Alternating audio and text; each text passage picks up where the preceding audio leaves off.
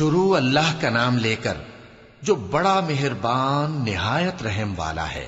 فجر کی قسم اور 10 راتوں کی اور جفت اور طاق کی اور رات کی جب رخصت ہونے لگے، اور بے شک یہ چیزیں عقل مندوں کے نزدیک قسم کھانے کے لائق ہیں، اس بات پر کہ کافروں کو ضرور عذاب ہوگا۔ کیا تم نے نہیں دیکھا کہ تمہارے پروردگار نے قوم عاد کے ساتھ کیا کیا، جو ارم کہلاتے تھے، دراز قد مانند ستونوں کے، کہ تمام ملک میں ایسے پیدا نہیں ہوئے تھے؟ اور سمود کے ساتھ کیا کیا، جو وادی قرى میں چٹانیں تراشتے تھے؟ اور فرعون کے ساتھ کیا کیا، جو خیمے اور میخیں رکھتا تھا؟ یہ لوگ ملکوں میں سرکش ہو رہے تھے، پس ان میں بہت سی خرابیاں کرتے تھے، تو تمہارے پروردگار نے ان پر عذاب کا کوڑا برسا دیا۔ بے شک تمہارا پروردگار طاق میں ہے۔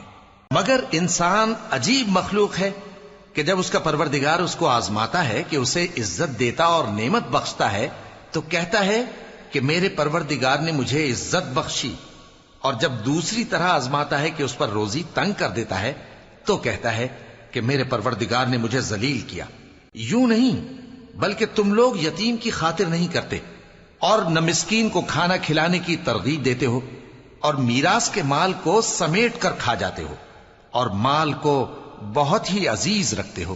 یوں نہیں، جب زمین کوٹ کوٹ کر برابر کر دی جائے گی اور تمہارا پروردگار جلوہ فرما ہوگا اور فرشتے قطار در قطار آ جائیں گے اور دوزخ اس دن سامنے لائی جائے گی، تو انسان اس دن سوچے گا، مگر اب سوچنے سے اسے فائدہ کہاں مل سکے گا؟ کہے گا کاش میں نے اپنی اس زندگی کے لیے کچھ آگے بھیجا ہوتا، تو اس دن نہ کوئی اللہ کے عذاب کی طرح کا عذاب دے گا اور نہ کوئی اس کے جکڑنے کی طرح جکڑے گا۔